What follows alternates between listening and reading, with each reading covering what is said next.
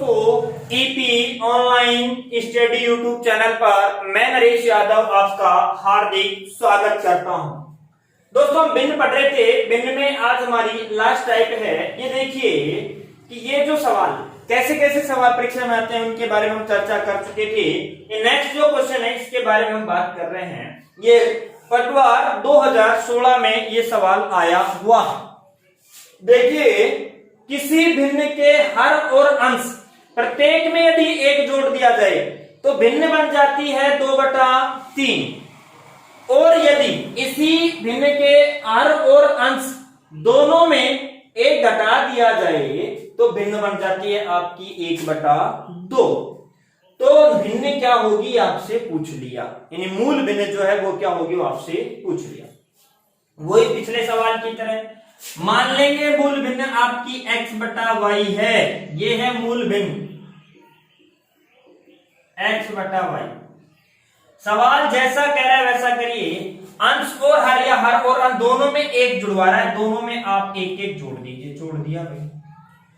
अंश में भी एक जोड़ने की बात कर रहा है तो हर में भी एक जोड़ने की बात कर रहा है। जो भिन्न बन जाती है वो बन जाती है 2/3। पहले इसका बेसिक देखिए फिर हम इसको ऑप्शन से भी हल करें। अब देखिए इसको आप सोल्व करोगे, ये बन गई एक। इसको आप सोल्व करोगे तो बच्चे गुणा करते हैं इसको इससे और इसको इससे। जब आप इस 3 को इस x से गुणा करोगे तो क्या आएगा 3x। इसको जब आप इससे गुणा करोगे तो +3 बराबर। इसको आप गुणा करोगे तो जाएगा 2y + 2। पक्षांतरण कर लो, ये हो जाएगा 3x। ये इधर आएगा तो -2y और ये दोस्तों उधर चला जाएगा 3।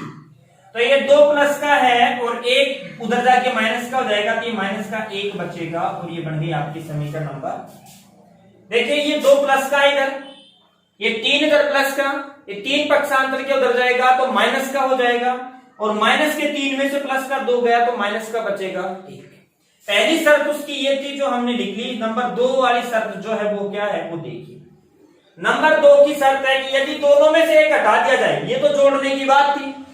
अब दोनों में एक घटा रहा है अर्थात x - 1 और y - 1 और बराबर क्या प्राप्त हो रहा है 1/2। तो यहां भी क्रॉस मल्टीप्लाई कर दीजिए। यहां करोगे तो जाएगा 2x - 2 और ये हो जाएगा y - 1। वही काम 2x, ये y इधर आ जाएगा -y, ये -2 उधर जाके प्लस का हो जाएगा। 2 में से 1 गया प्लस का बचेगा 1। ये बन गई समीकरण नंबर। अब 2 से और 1 से आप x और y के मान निकाल लीजिए। x और y के मान में आपको निकालना यहां बता देता हूं, थोड़ी सी लंबी विधि, लेकिन हम इसको ऑप्शन से भी हल करेंगे। एक बार इसको भी समझ लीजिए आप।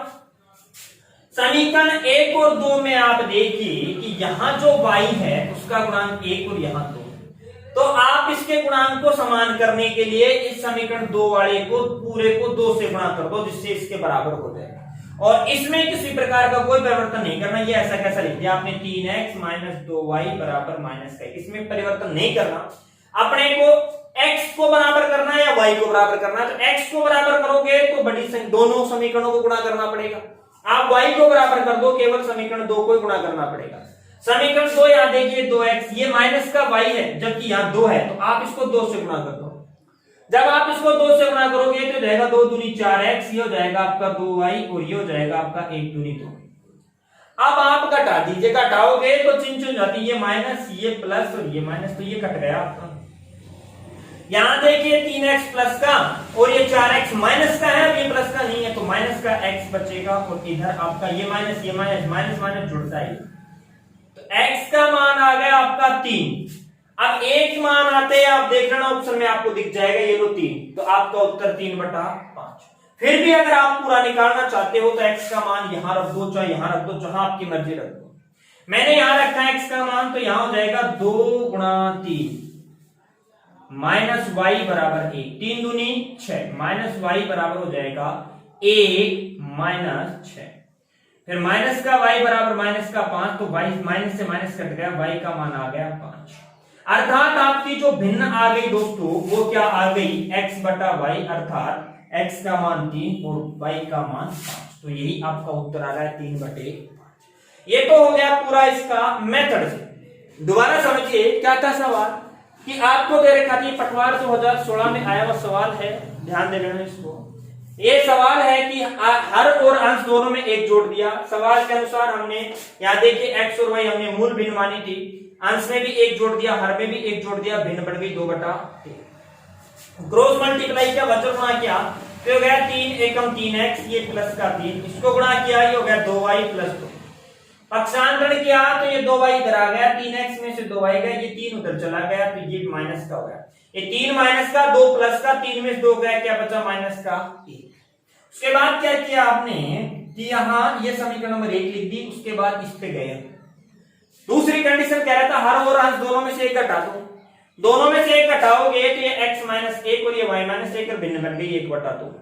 अब आप क्या करोगे, वही क्रॉस मल्टीप्लाई हो गया 2x माइनस का 2 बराबर y माइनस 1। फिर आप क्या करोगे, वही काम कि ये 2x माइनस 1 इसको इधर ले आया, इसको इधर ले गया 1, ये समीकरण नंबर 2। अब आपको x और y का मान चाहिए, उसके लिए आप लोग क्या करेंगे कि यहां दोनों समीकरणों में से कोई से भी, चाहे तो x के मान को चाहे y के मान को आपस में बराबर करो। यहां x और y दोनों के मान अलग अलग, जबकि यहां y का मान 1 है और यहां 2 है, तो मैं एक y के मान को बराबर कर लेता हूं। आप x के मान को भी करके सोल्व कर सकते हो, आंसर बराबर आएगा। तो यहां मैं y के मान को बराबर करूंगा तो इसको 2 से गुणा करूंगा, इसको किसी से नहीं करूंगा।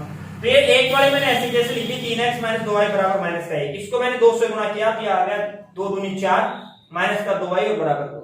अब आप घटाओगे नीचे वाले पदों की चिन्ह होगी, ये माइनस का प्लस का माइनस का, ये कट गया आपका, ये 3x और ये 4x, माइनस का x बचेगा, माइनस का x बचेगा। यहां देखिए यहां भी ये भी माइनस, ये माइनस तो माइनस का 3, फिर माइनस से माइनस को मैंने काट दिया था, x का मान 3 आ गया, ऑप्शन में दिख रहा है 3/5, ये आपका उत्तर होगा।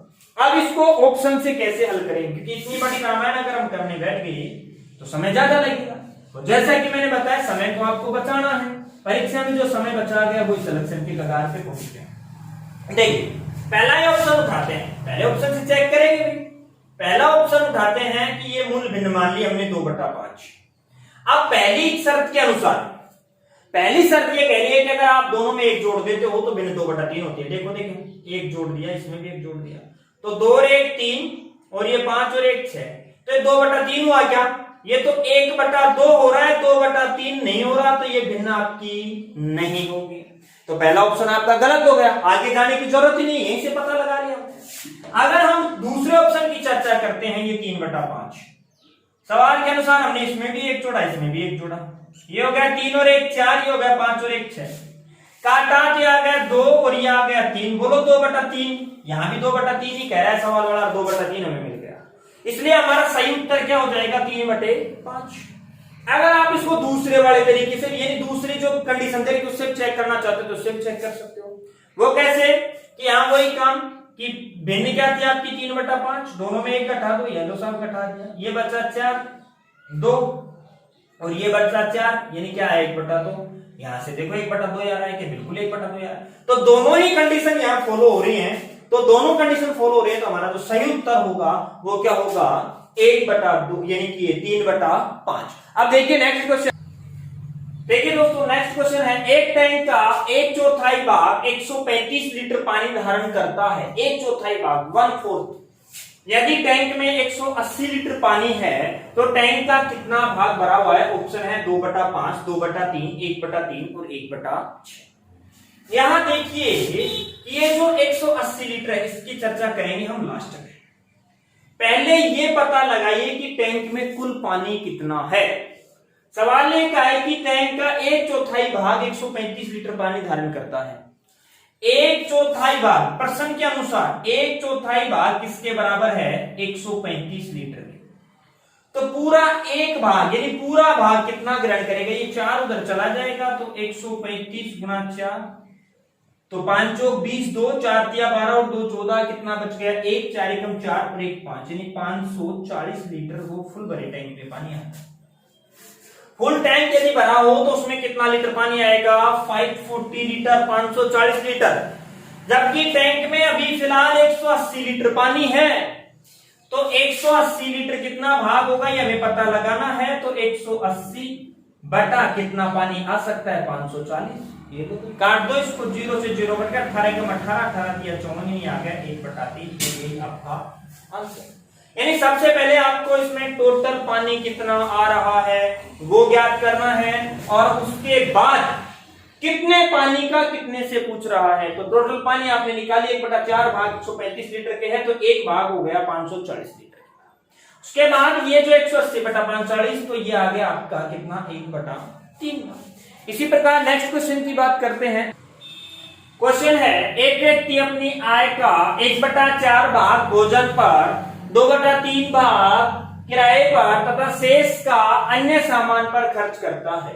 यदि 630 रुपए अन्य सामान पर खर्च करता है तो उसके भोजन पर खर्च कितना किया। उसने जो है वो भोजन पर कितना खर्च किया, ये आपसे पूछा। तो पहले आप कुल खर्चा निकालिए, और कुल खर्चा निकालने के बाद आप भोजन पर खर्चा निकालेंगे। तो कुल खर्चा कैसे, अन्य पर, यानी शेष बचा हुआ 630 रुपए वो अन्य पर खर्चा करता है। तो पहले अन्य का भाग निकाल लीजिए।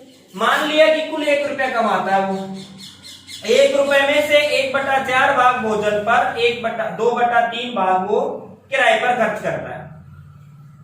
1 रुपया वो आदमी कमाता है, उसमें से 1/4 भाग वो भोजन पर और 2/3 भाग वो किराए पर खर्च करता है। अगर इन दोनों को जोड़ के और मैं 1 रुपये में से घटा दूं तो मेरे पास जो आएगा वो अन्य खर्चा आ जाएगा। क्या आ जाएगा, अन्य खर्चा। देखा आपने, कोष्टक से अंदर की संख्या को सोल्व करेंगे। 4 दिया 12 एलसीएम आ गया। इसके ऊपर चला गया 3, इसके ऊपर चला गया 4, तो 4 दूनी 8, तो हो गया 8 और 3 11/12, अर्थात 1 - 11/12, 12 एलसीएम लिया तो 12 एकम 12, 12 - 11/12, तो क्या आएगा 1/12। ये जो 1/12 आया, ये आया अन्य खर्चा। अन्य खर्चा वास्तविक रूप से दे रखा है 630 रुपए, जबकि भिन्नात्मक रूप से है 1/12। तो इस 1/12 के बराबर कितना है पहले दोस्तों, 630। तो 1 के बराबर कितना होगा, 630 × 12। अब देखिए ये आ गया कुल खर्चा, ये क्या आ गया आपका कुल खर्चा, इतना। अब कुल खर्चे पे ये पूछ रहा है कि भोजन पर कितना करेगा। तो भोजन पर कितना खर्चा कर रहा है वो, भोजन पर कर रहा है वो कुल खर्चे का 1/4 भाग। तो कुल खर्चा कितना आया था, 630 × 12 और 1/4 भाग जो है इसका भोजन पर है। काट दीजिए, 4 एकम 4, 4 तिया 12। अब आप इसको गुणा करोगे, 3 तिया 9 और 6 तिया 18, यानी 1890।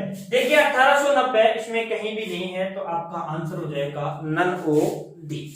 इस सवाल को दोबारा समझिए।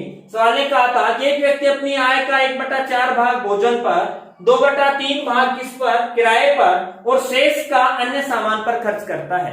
अन्य सामान पे खर्च करता है वो 630 रुपए। तो भोजन पर कितना खर्च करेगा, कुल खर्चा कितना, ऐसा भी आपसे पूछा जा सकता है। तो दोस्तों क्या करेंगे, पहले आप अन्य खर्चा निकालेंगे, और अन्य खर्चा जब आएगा, जब आप इन दोनों खर्चों को जोड़ के टोटल जो है उसमें से घटा दोगे।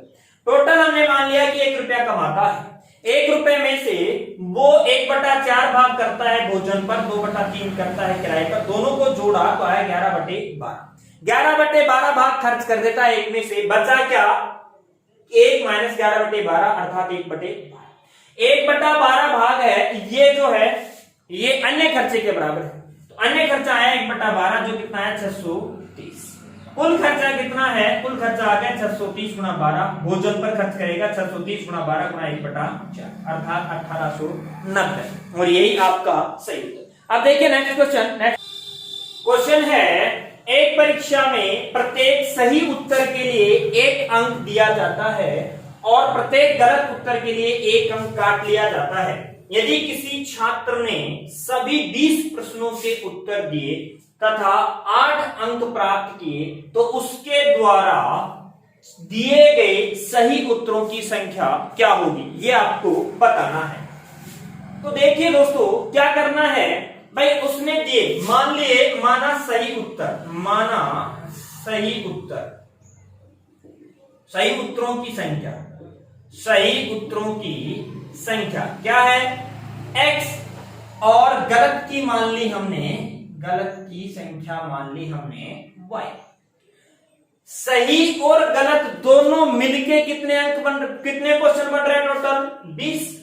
सवाल कह रहा है कि 20 प्रश्नों के उत्तर दिए तो सही और गलत मिलके बनते हैं 20, अर्थात x प्लस वाई बराबर कितना हो गया 20। Condition number 1। अब देखिए एक मान लें कि उसने सारे के सारे सही उत्तर दिए तो 20x यानी 20 गुणा 1 20 नंबर आ गए, और मान लें कि उसने सारे के सारे गलत दिए तो 20 गुणा 1 यानी कितना आ गया 0। ठीक है, लेकिन ये कह रहा है उसने 8 अंक प्राप्त किए, कुछ सही दिए कुछ गलत दिए, काट पीट के उसने नंबर प्राप्त किए 8। तो मान लिया कि x जो है वो सही है तो प्रत्येक सही के लिए जा रहा है क्या 1x, और गलत के लिए जा रहा है 1y, तो x माइनस वाई। भाई ये टोटल सही दिया उसने, ये टोटल गलत दिए, दोनों का अंतर किया कितना आया 8। दोनों को जोड़ दो, जोड़ोगे तो कट गया x और x कितना x हो गया 2x, 20 और 8 कितना हो गया 28। जब आप काटोगे तो x का मान आ जाएगा 40, अर्थात 14 जो उत्तर हैं वो सही दिए उसने। सही उत्तर कितने दिए 14, यही आपका। अगर यहां मान लो 2 नंबर सही के लिए जाते तो यहां 2x हो जाता और यहां 1y हो जाता, बराबर जितने प्राप्त कर रहा उतना हो जाता। तो जैसा सवाल पूछ रहा है वैसा ही हम करते जाएंगे। इसी के साथ दोस्तों इस टॉपिक की हम बात खत्म करते हैं। नेक्स्ट टॉपिक की जो चर्चा करेंगे वो करेंगे नेक्स्ट क्लास में। धन्यवाद दोस्तों।